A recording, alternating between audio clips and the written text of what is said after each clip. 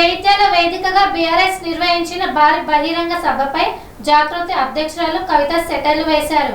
కేసీఆర్ ఉత్త కథలు చెప్పారని విమర్శించారు.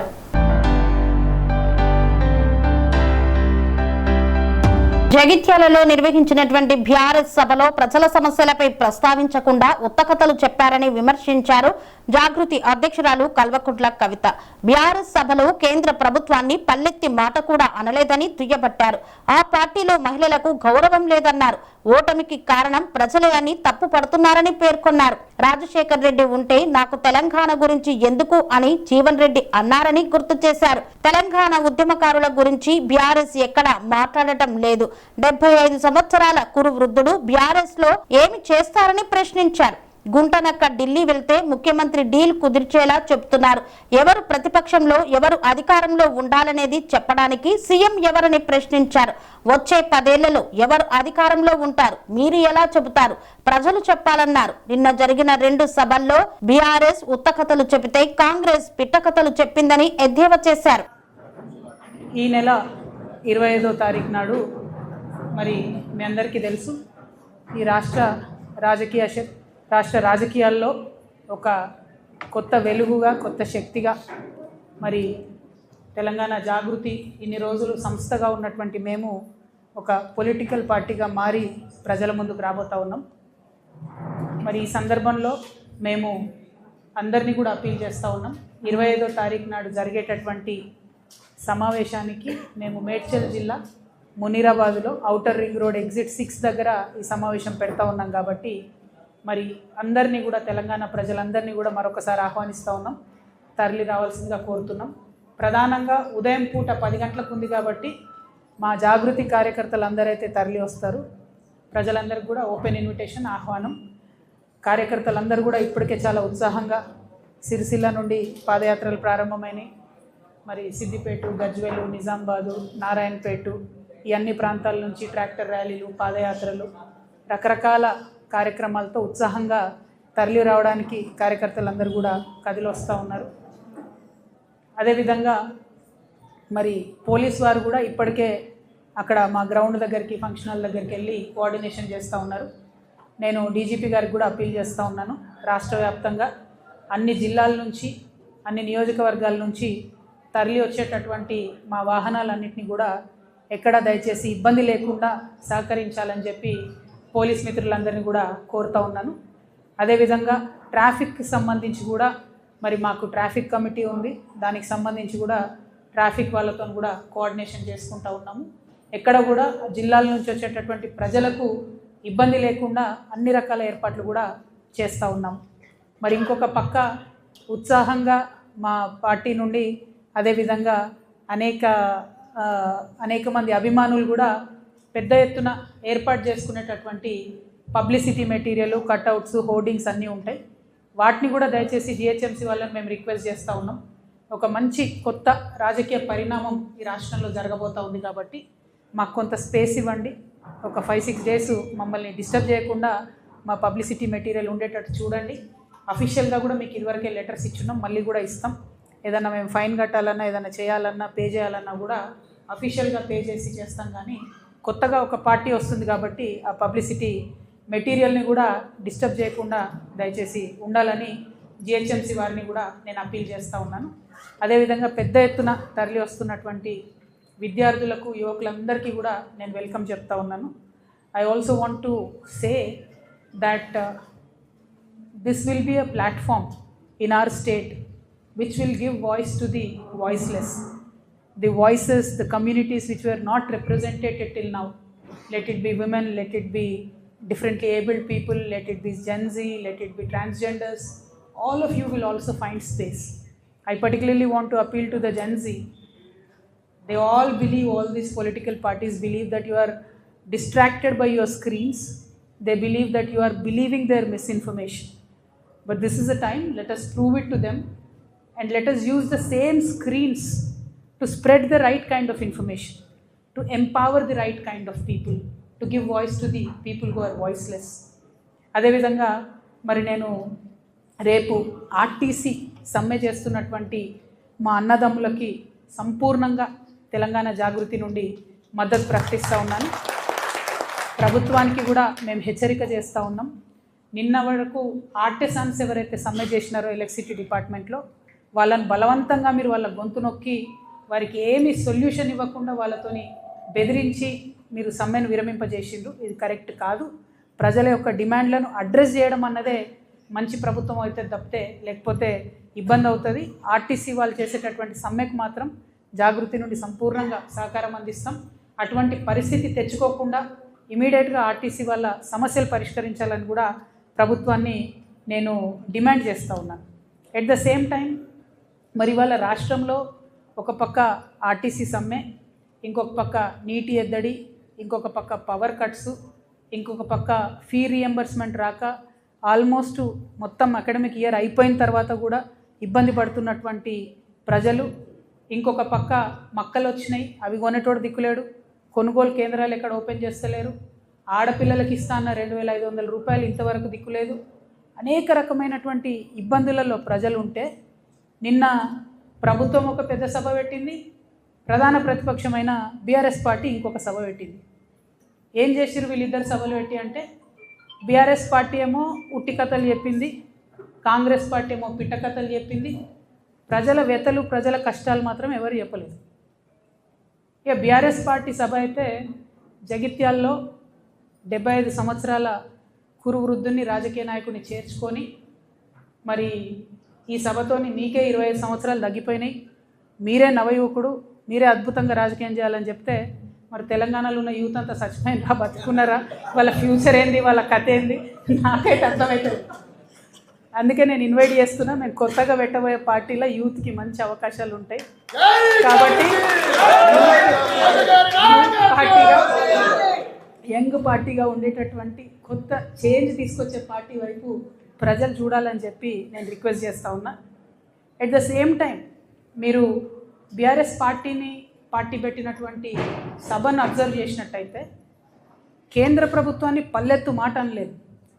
జాతీయ పార్టీని అని చెప్పుకునేటటువంటి పార్టీ ఇవాళ దేశవ్యాప్తంగా చర్చ అవుతున్న అంశం ఏంది? మహిళా బిల్లు, డీలిమిటేషన్. ఈ రెండిటి మీద కనీసం పల్లెత్తు మాట అనలేదు. ఆడబిడ్డలకు ఒక భరోసా ఇవ్వలేదు. రాజకీయంగా మీరు ముందుకు రావడానికి మేము నిలబడి ఉంటాం, మీకు అండగా ఉంటాం అనే భరోసా ఇవ్వలేదు. అంటే ఆ పార్టీలో ఆడబిడ్డలకు ఎప్పుడు గౌరవం ఉండదు అనుకోండి, అది వేరే విషయం. కానీ చూస్తే మందేమనుకుంటారు అనడానికన్నా కనీసం మరి మహిళా బిల్లు పోయింది, మేము జాతీయ పార్టీ, దాని మీద మాకు విధానం ఉంటుంది, దీని మీద మేము పోరాటం చేస్తామన్న మాట కూడా బీఆర్ఎస్ పార్టీ మాట్లాడకపోవడం అన్నది నిజంగా శోచనీయం.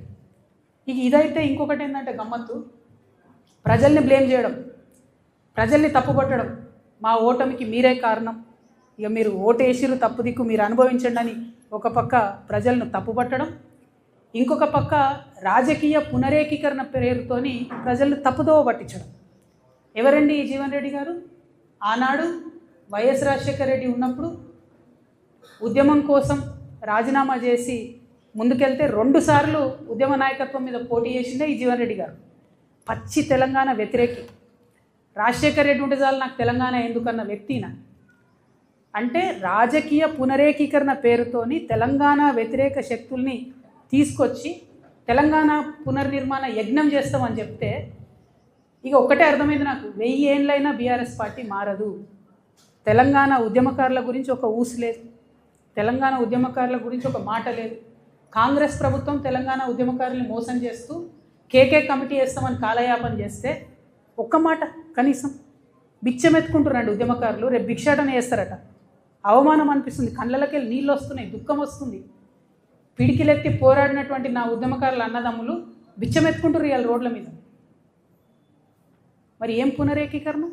వైఎస్ రాజశేఖర రెడ్డి కావాలన్న వాళ్ళతో పునరేకీకరణ. తెలంగాణ ప్రజలు, ముఖ్యంగా తెలంగాణ మేధావులు ఆలోచించాలని నేను కోరుతా ఉన్నాను. ఇక వీళ్ళు ఒక రకమైతే కాంగ్రెస్ పార్టీ పెద్ద సభ, అధికారంలో ఉన్నారు, ఆర్భాటం హంగు, పెద్ద సభ పెట్టి ఏం మాట్లాడతారు వాళ్ళు? గుంటనక్క నిన్న ఢిల్లీ పోయింది, గుంటనక్క నిన్న ఢిల్లీ పోయింది. గుంపు మేస్త్రి ఏమంటాడు? ఆ గుంటనక్క ఢిల్లీకి ఎందుకు పోయిందో నాకు తెలుసు, ఆర్ఎస్ఎస్ పెద్దల్ని కలవడానికి పోయింది, కాళేశ్వరం కేసులు ఏదో అవుతుంది అందుకే పోయింది. నాకు సంపూర్ణంగా కోర్ట్స్ మీద విశ్వాసం ఉందండి, నాకు సంపూర్ణంగా కోర్ట్స్ మీద వాళ్ళ జడ్జిమెంట్ మీద విశ్వాసం ఉంది. కానీ ఒక ముఖ్యమంత్రి స్థాయిలో ఉన్న వ్యక్తి ఈ గుంటనక్క పోయి ఆర్ఎస్ఎస్ పెద్దల్ని కలుస్తుంది అని గుంటనక్కతో డీల్ మాట్లాడుతుండే. ఏమంటుండు? నువ్వు చెప్తావా, నువ్వెవరు కలిసినావో నేను చెప్పాలనా? అరే నీకు తెలుసు, నువ్వు చెప్పాలి కదా ప్రజలకు, నువ్వు ముఖ్యమంత్రివి కదా, నీకు బాధ్యత ఉంది కదా. అట్లా కాకుండా డీల్ మాట్లాడుతున్నాడు. నీకు తెలుసా, నాకు తెలుసు, నువ్వు ఎక్కడికి పోయినావో నేను చెప్తా. ఏం మాటలు ఇవి? అంటే ముఖ్యమంత్రి స్థాయిలో ఉన్నటువంటి వ్యక్తి కోర్టులలో ఉన్న తీర్పుల్ని ప్రభావితం చేయగలుగుతారు కొంతమంది అనేటటువంటి డైరెక్ట్గా మాట్లాడుతూ సంపూర్ణంగా రాజ్యాంగాన్ని, రాజ్యాంగబద్ధ సంస్థల్ని స్లైటన్ చేస్తూ ప్రజలకు ఏమాత్రం విశ్వాసం లేకుండా చేస్తున్నారు. అంతేకాకుండా ఏమంటాడు ఆయన, సేమ్ ఏదైతే ప్రజల పట్ల బీఆర్ఎస్ పార్టీ లెక్కలేనితనం ప్రదర్శిస్తుందో అదే లెక్కలేనితనాన్ని కూడా కాంగ్రెస్ పార్టీ ప్రదర్శిస్తే ఏమంటాడు ఆయన, నేను ప్రతిపక్షం లేకుండా చేస్తాను. నువ్వెవరు చేయడానికి? ప్రజలు కదా డిసైడ్ చేయాలి ఎవరు ప్రతిపక్షంలో ఉంటారు, ఎవరు అధికారంలో ఉంటారు, ఎవరికే పాత్ర ఉంటుంది. ప్రజలు కదా డిసైడ్ చేయాలి. వచ్చే 10 ఏళ్ళు నేనే అధికారంలో ఉంటా, 7 ఉంటావు. రైతు బంధా ఏడిచ్చినావు, రైతు భరోసా సీజన్ మొత్తం అయిపోయినాక ఇస్తారా? నిన్న కూడా 5 ఎకరాలకే ఇచ్చారు. ఏమి ఇచ్చిండని? మీరు ఎందుకు అధికారంలో ఉంటారు? ఇల్లు కూడా కొట్టినందుకు అధికారంలో ఉంటారా? 2 నెలల పాప చచ్చిపోతే మాట్లాడలేదని అధికారంలో ఉంటారా? దేనికోసం అధికారంలో ఉంటారు? ఒక ఉద్యోగం ఇచ్చిరాని అధికారంలో ఉంటారా? జాబ్ క్యాలెండర్ ఇచ్చిరాని అధికారంలో ఉంటారా? దేనికోసం ఉంటారు అధికారంలో? ఎట్లా లేకుండా చేస్తారు ప్రతిపక్షాన్ని? ఏ లెక్కలేనితనం బీఆర్ఎస్ పార్టీ ప్రజల పట్ల ఇప్పటికీ ప్రదర్శిస్తున్నదో, ప్రజలే తప్పు చేసిరంటే ఆత్మవిమర్శ చేసుకుంటలేదు బీఆర్ఎస్ పార్టీ. అందుకే అంటున్నా 1000 ఏళ్ళైనా బీఆర్ఎస్ పార్టీ మారదు, అదే తోవలో కాంగ్రెస్ పార్టీ కూడా పోతున్నది తప్పితే వేరే ఏం లేదు. వీళ్ళిద్దరూ తూకిత్తా అంటే తూకిత్తా, నేను సభ పెట్టినా, నేను పెద్ద సభ పెట్టినా, ఇది తప్పితే బల ప్రదర్శన తప్పితే ప్రజల గురించి మాట్లాడింది లేదు, ప్రజల కోసం ఆలోచించేది లేదు. డెఫినెట్గా మారాలి పాలిటిక్స్. దయచేసి పాలిటిక్స్ మారాలి, ప్రజల సెంట్రిక్గా పాలిటిక్స్ జరగాలి, నాయకుల సెంట్రిక్గా కాదు, పార్టీల సెంట్రిక్గా కాదు. ప్రజలకు ఏదైనా ఇబ్బంది ఉంటే దాన్ని అడ్రస్ చేసేటట్టు రాజకీయ నాయకత్వం ఉండాలి. దానికోసమే ఈ రాష్ట్రంలో కొత్త రాజకీయ శక్తిగా మేము ఆవిర్భవించబోతా ఉన్నాం. 25వ తారీఖు నాడు ప్రజలందరినీ నేను రిక్వెస్ట్ చేస్తూ ఉన్నా, దయచేసి కథలు రండి, తరలి రండి. ఒక ఆడబిడ్డగా నేను ఒక ప్రయత్నం చేద్దాం అనుకుంటున్నా, ఒక కొత్త తరహా రాజకీయం చేద్దాం అనుకుంటున్నాను. ప్రజల కష్టాలు తీరేటట్టు, ప్రాబ్లం ఉంటే ఆహా ఉందా అని అక్నాలెడ్జ్మెంట్ కాదు, పరిష్కారం కోసం వెతికేటటువంటి పోరాట పటిమతో మీ దగ్గరికి వద్దాం అనుకుంటున్నా. ఒక ఆడబిడ్డగా వస్తున్నా, ఆశీర్వదించమని కోరుతూ సభను విజయవంతం చేయవలసిందిగా జాగృతి కార్యకర్తలకు, నాయకులకు పిలుపునిస్తూ యంగ్స్టర్స్కి, స్టూడెంట్స్కి, యూత్కి ప్రత్యేకించి వెల్కమ్ చెప్తూ సెలవు తీసుకుంటున్నాను. Thank you. జై తెలంగాణ, జై జాగృతి, జై తెలంగాణ.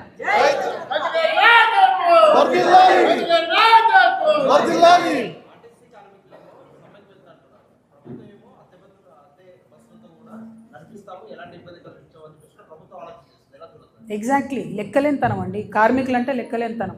ఇవాళ జరుగుతున్నది ఏంటిది? ఆర్టీసీలో మొత్తంగా ప్రైవేట్ ఎలక్ట్రిక్ బస్సులను కొనుక్కొచ్చి, అవి కూడా కొంటలేరు, కిరాయికి తెస్తారు. కిరాయికి తీసుకొచ్చి దాంట్లో ఆర్టీసీ డ్రైవర్స్ కాకుండా ప్రైవేట్ డ్రైవర్స్ని పెట్టడం, అంటే ఆర్టీసీ వర్క్ ఫోర్స్ని అంతా కూడా తగ్గించేసి ప్రభుత్వ ఆర్టీసీ ఉద్యోగులు లేకుండా చేసి మొత్తంగా ఆర్టీసీని ప్రైవేట్ పరం చేసేటటువంటి ప్రయత్నం చేస్తున్నారు. దాంట్లో అవినీతి దాగి ఉంది, ఉన్నటువంటి ఉద్యోగాలను తీసేసేటటువంటి కుట్ర దాగి ఉన్నది. అన్నిటికన్నా ప్రాబ్లం ఏమవుతుందంటే గవర్నమెంట్ ఆర్టీసీ డ్రైవర్లు వెల్ ట్రైన్డ్ ఉంటారు, భద్రంగా బస్సు నడపగలుగుతారు. కానీ వచ్చేటటువంటి ప్రైవేట్ డ్రైవరు ట్రైనింగ్ ఉందా లేదా కూడా కనీసం ఈ ప్రభుత్వాలు చూస్తలేవు. కేవలం వచ్చేటటువంటి ప్రైవేట్ సంస్థలకు లబ్ధి చేకూర్చడం, వాళ్లకు అదనంగా బెనిఫిట్ ఎట్లా చేయాలి, దాంట్లో వీళ్ళ కమిషన్ ఎట్లా రావాలనే ఆలోచన తప్పితే ఇంకొకటి లేదు. రాష్ట్ర వ్యాప్తంగా కూడా చాలా డిపోలలో ఓన్లీ ఎలక్ట్రిక్ బస్సులను పెట్టుకుంటా ఉన్నారు. ఆ ఎలక్ట్రిక్ బస్సులలో కూడా ఆర్టీసీ డ్రైవర్లు ఉండాలి, గవర్నమెంట్ డ్రైవర్లు ఉండాలని చెప్పి మేము డిమాండ్ చేస్తున్నాం. ఏదైతే ఆర్టీసీని విలీనం చేస్తామని చెప్పి మాట ఇచ్చి కాంగ్రెస్ పార్టీ అధికారంలోకి వచ్చిందో దాని ఊసు లేకుండా ఇవాళ కార్మికులంతా కూడా మరి ప్రశ్నిస్తుంటే కర్కశంగా అణచివేసే ప్రయత్నం చేస్తున్నారు. కాబట్టి ఆర్టీసీ కార్మికులకు మేము భరోసా ఇస్తూ ఉన్నాం, ఖచ్చితంగా మీ వెంట మేము ఉంటాం, గట్టిగా ఫైట్ చేద్దాం, మన హక్కుల్ని సాధించుకుందాం. Thank you. జై తెలంగాణ.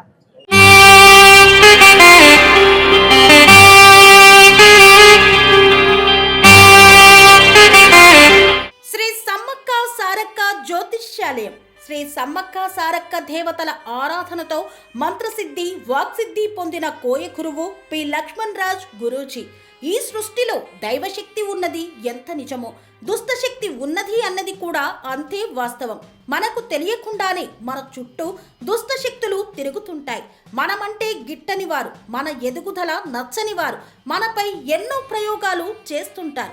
ఈ ప్రయోగాల వల్ల మనశ్శాంతి కరువవుతుంది, లక్ష్మీ కటాక్షం దూరమవుతుంది, ఎదుగుదల ఆగిపోతుంది, ఆస్తులు చేజారుతుంటాయి, కుటుంబ కలహాలు చోటు చేసుకుంటాయి, రోడ్డు ప్రమాదాలు జరుగుతుంటాయి, ఆరోగ్య సమస్యలు రావడం, పెళ్లి సంబంధాలు కుదరకపోవడం, వివాహ బంధంలో పీటలు భారడం వంటి అనేక ఇబ్బందులకు గురవుతుంటారు. దుష్టశక్తుల ప్రభావం నుండి బయటపడడానికి, ఉద్యోగాన్ని పొందడానికి, ఉద్యోగ ఉన్నతికి, వ్యాపార అభివృద్ధికి, కోర్టు సమస్యల పరిష్కారానికి, రాజకీయ ఎదుగుదలకు, వ్యవసాయంలో మేటి దిగుబడి కోసం, పిల్లల భవిష్యత్తు ఉజ్వలంగా ఉండేందుకు ఒక్కసారి మీరు శ్రీ సమ్మక్క సారక్క జ్యోతిష్య ఆలయాన్ని సందర్శించండి. లక్ష్మణ్ రాజు గురూజీని కలవండి. మీ జీవితంలో ఉన్న సమస్త సమస్యలకు పరిష్కారం దొరుకుతుంది. నరదోష, నాగదోషం, బాలగ్రహ దోషాలు, లక్ష్మీ కటాక్షం కోసం, ఆర్థిక అభివృద్ధి కోసం, కనుదిష్టి ప్రభావం, చెడు ప్రయోగాల నివారణ కోసం శక్తి పూజలు చేసి శాశ్వత పరిష్కారం చూపుతూ యంత్రాలు ఇవ్వబడును. అంతేకాక సంతాన ప్రాప్తి కొరకు, సర్వరోగ నివారణ కొరకు వన మూలికలతో మూలికా వైద్యం చేయబడును. సమస్య ఏదైనా పరిష్కారం మా వద్ద లభించును. నమ్మకంతో రండి, ఆయురారోగ్యాలతో వర్ధిల్లండి. మా అడ్రస్ శ్రీ సమ్మక్క సారక్క జ్యోతిష్యాలయం, కోంపల్లి కమాన్ వద్ద, కోంపల్లి, మేడ్చల్, మల్కాజ్గిరి జిల్లా. సంప్రదించవలసిన ఫోన్ నంబర్ 6369684174.